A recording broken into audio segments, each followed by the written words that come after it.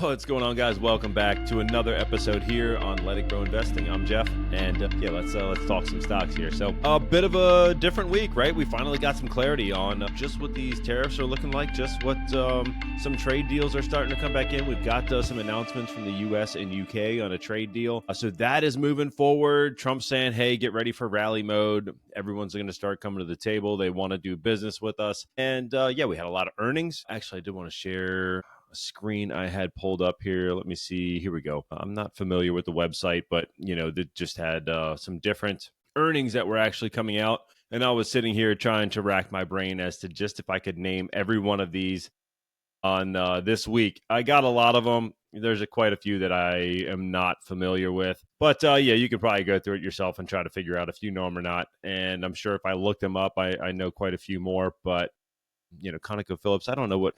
trying to think what WBD is. That's not Western Digital. I forget. McKesson or McCormick. I always forget which one's MCK and which one's MKC. But yeah, Expedia, Fox, Cisco, Walmart, John Deere, Applied Materials, Take-Two, Copart.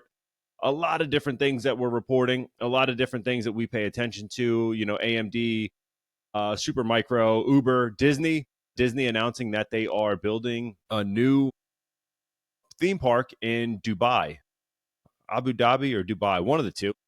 I should probably have that news, seeing that I'm trying to talk about it. But nonetheless, they are building a new park, and that was kind of met with a little bit of mixed reviews. Let's go ahead and share this page on Disney and see what happened here. We've got this week on Disney. You can see this price go up from 102. We're sitting over here at 106 now. And yeah, I mean, some mixed things here, but I think overall people were pretty excited about the fact of what was going on with Disney. So yeah, Abu Dhabi theme park may actually be cheaper than visiting Disney World in Orlando. That's kind of good to hear because, most people can't afford going there for more than a couple days at this point.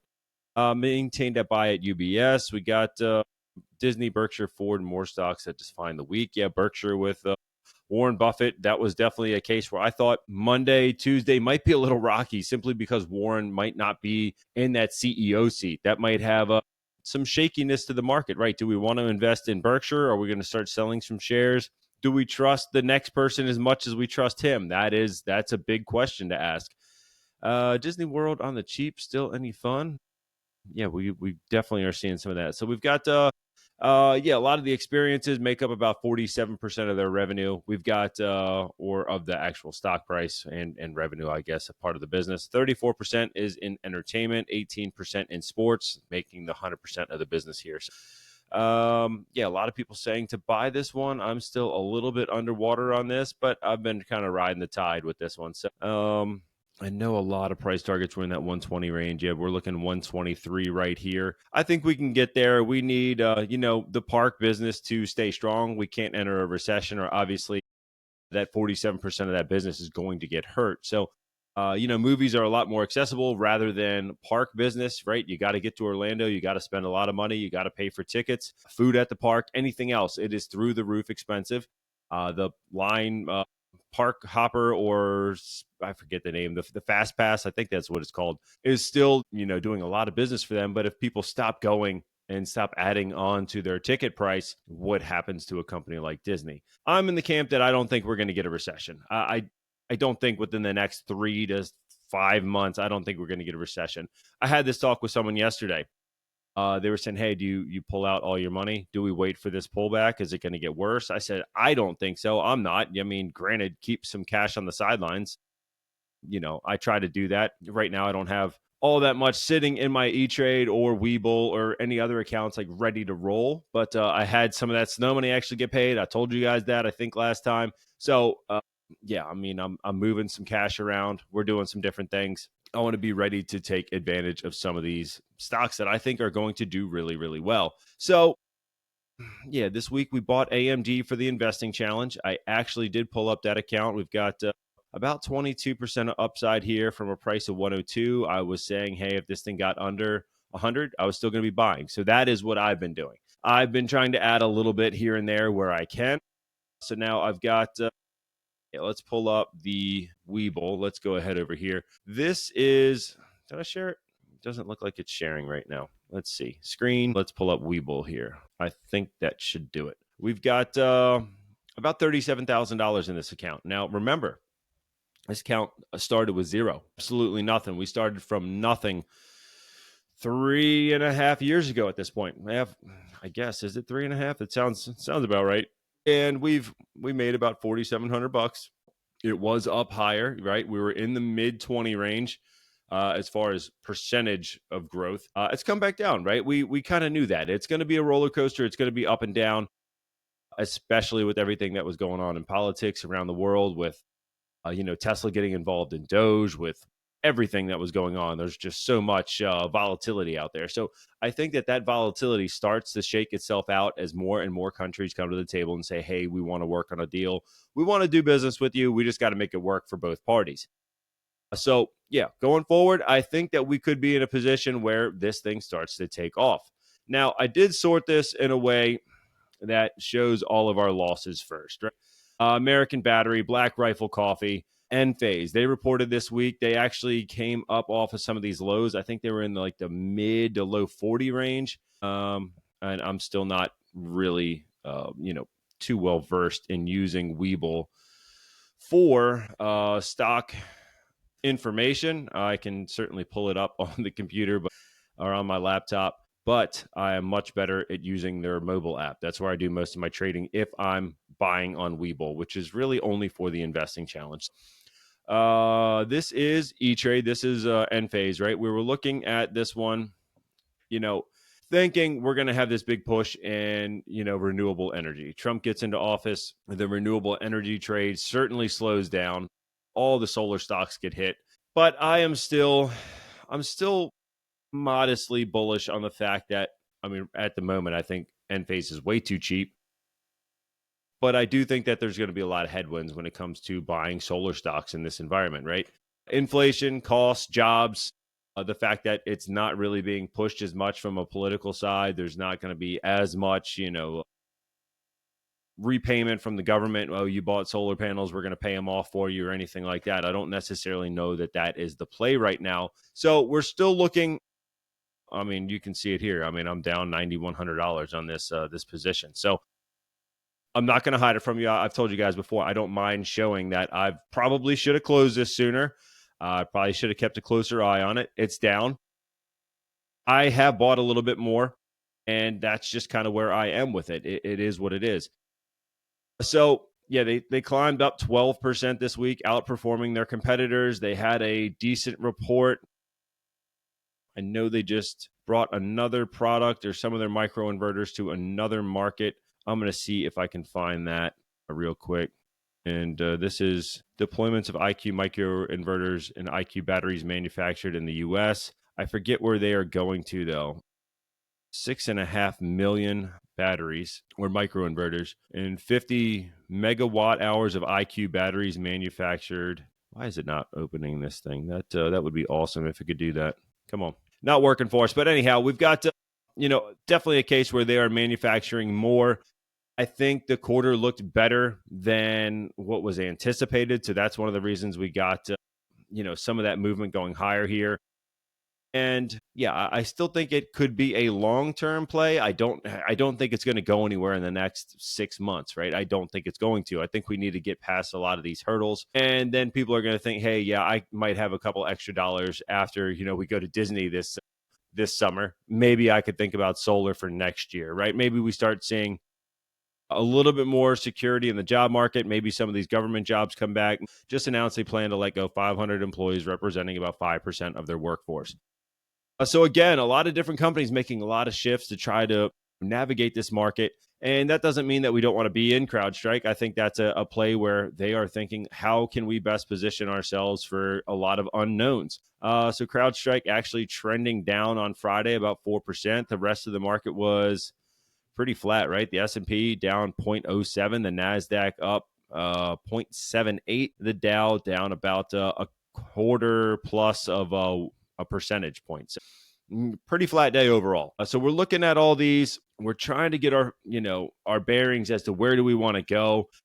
Boeing still in the crosshairs, man. Boeing was another target of European Union looking to put more tariffs on Boeing simply as a retaliation type play, right? We've got Boeing stock is rising as UK buys planes, just like Trump said, but we also know that the rest of the European Union is thinking about putting tariffs strictly on Boeing to bring those planes there. So a lot to unravel there. We've got Palantir. Let's take a look at Palantir real quick, which is actually, you know what? I'm kind of jumping too much here. Let's go back and let's do a quick recap, just where we are on our Webull investing challenge portfolio. So yeah, these are the big losers, right? These are down. You can see it over here. These are down 40 to 80%, right? And I'm definitely thinking Walgreens I should sell.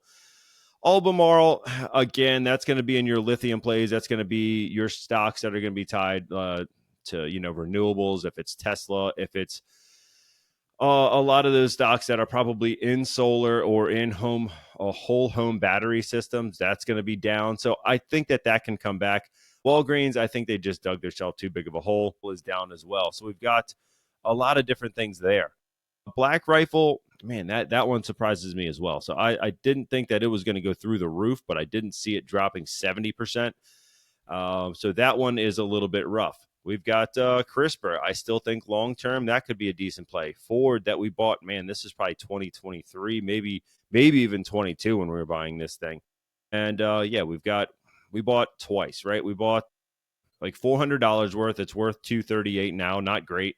But most of these here, you can see by market cap, either we bought $200 worth or potentially $400 worth. So if it's worth 101 and we're down, we know we put in about $200. But this one at 205, we obviously bought twice. So Civitas, I'm guessing we bought this twice as well, right? Yeah, had to have bought it at twice. So we're looking at those. We didn't go too heavy in those, but when we start to look at the top, we've got a lot of these names that are really, really starting to look good, right? I'm looking, 20% is cool. I'll take it. But we start getting up to the top of our list. There's a lot more green here than there is red in this portfolio. So I am cool with the fact that American Express did 102%, Capital One's up 92%. SoFi that, a lot of people question is up 88%. And now we bought this. We bought this twice, right? From $3. And it's up 88%. So we'll take that. That more than offsets those ones that are down in the 70s. So again, by buying, diversifying, we're giving ourselves the opportunity to let it grow, right? I'm not saying everything's going to be a hit, but I think more times than not, we are at the point where the stocks that we're buying are going to be in the green rather than the red, right? So Broadcom, AVGO, we're up 265. Palantir, we're up 261.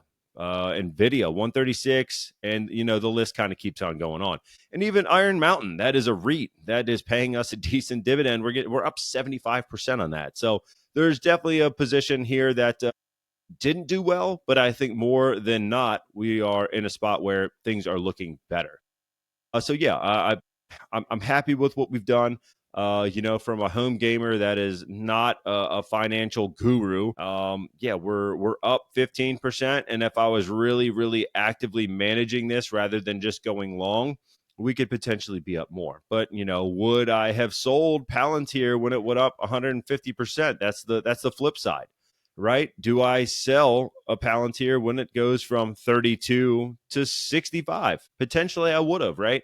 But we don't know that all the time if we go ahead and sell it too soon. So sometimes, yes, it goes up. You can take your gains and put it somewhere else, but sometimes it's going to be that stock that's going to be a 5x or a 10x. So sometimes we don't want to just, chop off the tree when we can just pick the fruit, right? So we're still harvesting some of these. This is a long-term play. It's not anything that I'm actively looking to buy, sell, trade. I'm just more or less buying at this point. So we're doing decent, right? And I know these gains that are this 4,700, I truthfully think that is going to go potentially another 15% by the end of the year. I think we could get a lot of these stocks rebounding fairly quickly. And some of these growth stocks at the bottom, they're tough. They're really tough. Black Rifle, I mean, it's in that coffee space. It's kind of in that, packaged consumer goods brand type business, but it's not quite a large packaged consumer brand business. It's definitely more of that growth company. So a lot to unravel there. Dollar Tree kind of blows my mind. You would think that they'd be doing really well with the backdrop of everything that's going on. But sometimes what we think and what actually happens does not work that way. So diversification has been our friend. If we simply were just in these, we'd be kicking ourselves. But we have all these other winners to go ahead and balance out this portfolio. So that's what I got there. We talked UK tariffs, 10%. Bitcoin. Can I pull up Bitcoin in here? I'm not even too sure about that. If I can, let's just take a look. BTC. We can pull up Grayscale. BTC Digital. No, that's not it. Let's see if we can go Bitcoin. There we go. Sorry. We are currently sitting at 104,000, and you can see this price bouncing because the crypto market does not sleep. We are up about 33% in the course of a month. You will see. Geez, I can't get this pop up to where I want it to be. Grant Cardone is buying real estate with Bitcoin. Should we? I don't know. I don't know that that's the best bet or not. You could definitely take a look at that if you're on Webull. And they do currently have a promotion. If you put in over $500, you get 20 free fractional shares. You can use my link, and that gives us both a little bit of extra goodies there. So definitely check out my link in the description if you're trying to get started on Webull. This thing, Bitcoin that is, did go, and I'm trying to see if we can look at like no, I don't want candles on a 1 minute, 1 second. I don't want that. But yeah, we were looking at Bitcoin in the upper 70,000s. I think I said in the mid 80s that if it got into the lower 80s, upper 70s, I thought it was going to bottom. It has, right? We had this ginormous run here. And hopefully, if you were trying to get into Bitcoin, hopefully you were buying in that upper 70s, low 80s. I really thought it was going to be that bottoming point where it consolidated. There's a lot of volatility. And then people started investing in Bitcoin because they're concerned of, their own currency collapsing or different problems with their own actual cash. Or their fiat currency, whatever you want to call it. So I thought that Bitcoin was going to be a growth potential from that standpoint. And I also thought we were going to just have a lot of people trying to protect what they already had. So Bitcoin was a decent play. I think that was a decent call. Ethereum has probably gone up more. I'm going to shoot to say that I probably said I would rather buy Bitcoin because of the fact of alternate store of securities. Ethereum's been a little bit rougher. I don't know that people are buying Ethereum to protect against their own currency. So I thought that Bitcoin had a little bit more security, decent amount of growth. I mean, 35% in a month is fantastic. 75% over the past year, also great. I'm not knocking that. And if we zoom out a little bit, back when it was in the 15,000 range, when, I was probably 3 years ago, starting this podcast, and I was saying, hey, if Bitcoin gets back down and under 20, go ahead and buy it. I mean, you got to be thankful right now that you did just that. So that being said, we're looking at, what do we want to buy from here? Where do we want to really put our cash? And, the theme of this show is let it grow. So where do we put our cash? Where do we want it to grow? What are those plays that we've been looking at this year? So the 12 for this year plus one bonus, which is Bitcoin.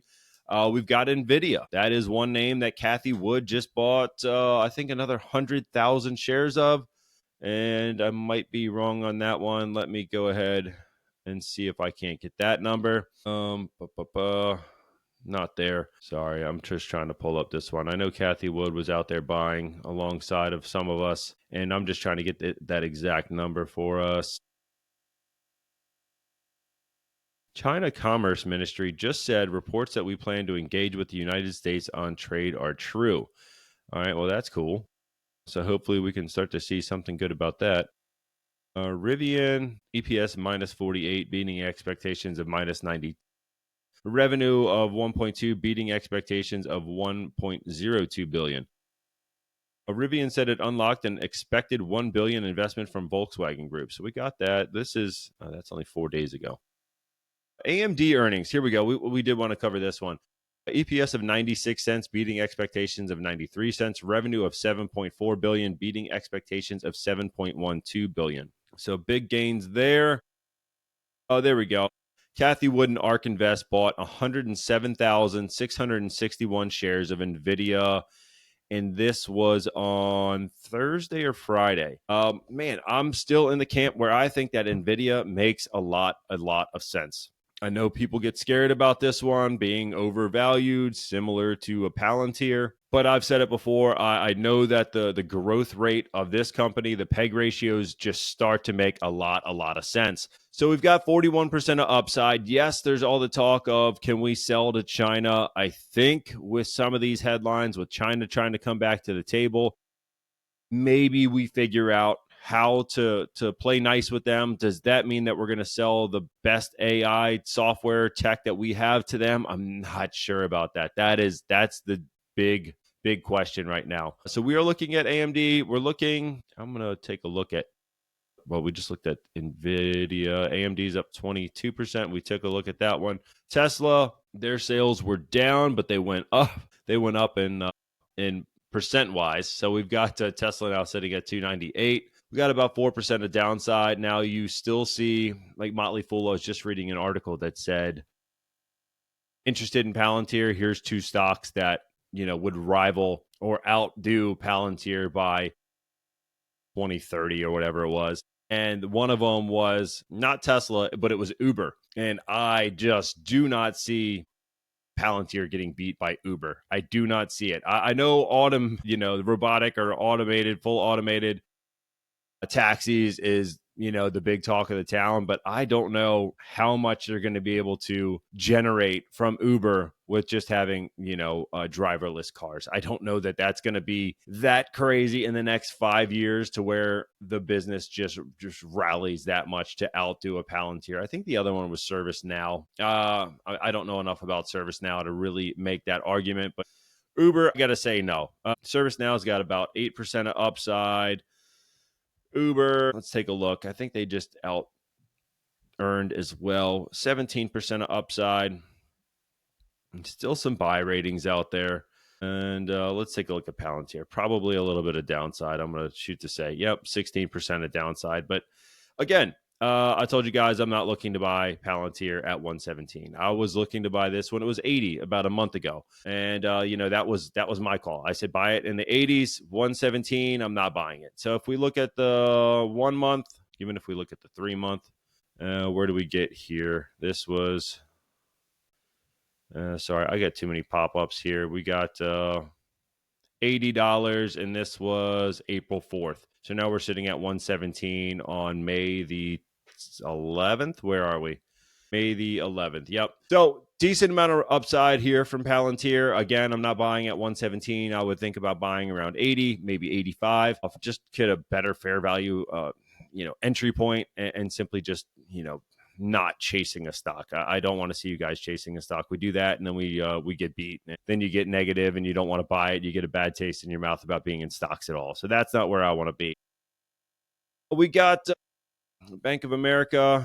We could start seeing some more lending. I think Dave Ramsey just said that he expects mortgage rates to come back down, right? We were looking at, kind of a pause in demand. A lot of people waiting for prices to come back down, trying to see what happens with the amount of supply, amount of demand that's out there, but there's still a lot of demand, but people are kind of sitting on the sidelines to some extent is what he was saying, I reckon. So do we start seeing rates come back down? I think Powell is going to be talking about that this week.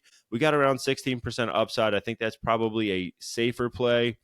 I still like NextEra, even though I think it's a bit high right now. So that is definitely a play. Eli Lilly, let's take a look here. This one still makes a lot of sense to me. These are all stocks that we look at on the regular. United Health. It's not on the list, but that's the one I want to buy. That's the one I want to buy.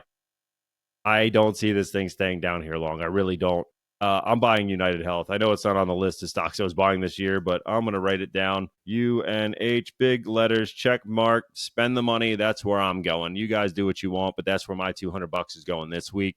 47% of upside. A lot of people saying that the older population that was with United Health was taking on more cost. They were getting more procedures done, and that was hurting United Health. I think that gets under control, I also think that Trump's healthcare plans and how we're going to change it is probably going to get a little bit more under control. Cost of prescription drugs probably also going down, which will likely help United Health on how much they're paying out to cover these prescriptions. So I'm thinking United Health, UNH is one that I want to buy. I think that is where I'm at.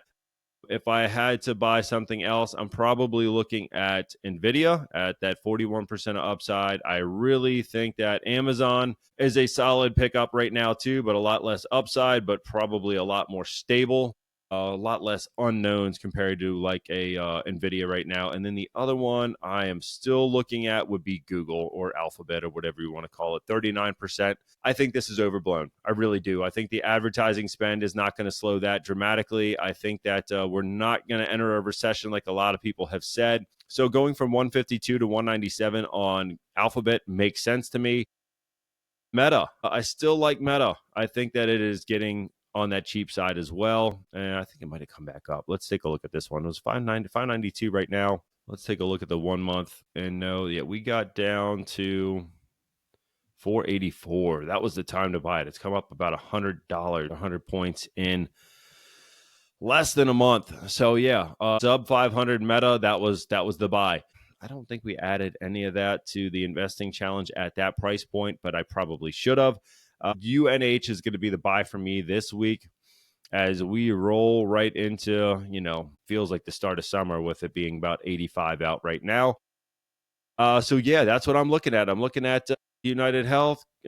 CrowdStrike is, like I said, they're cutting back on the workforce. That can be a sign of smart management, or that could be a sign that things are getting a little tough. We've got Costco also on this list. COST was there the other day, and yep, it was busy. We are sitting at 1,008 on Costco. We've got a stock that has been pretty stable here, from 975 to 1,000, which is nothing when it comes to percentage, especially when you're looking at Meta with a 100-point swing in a month.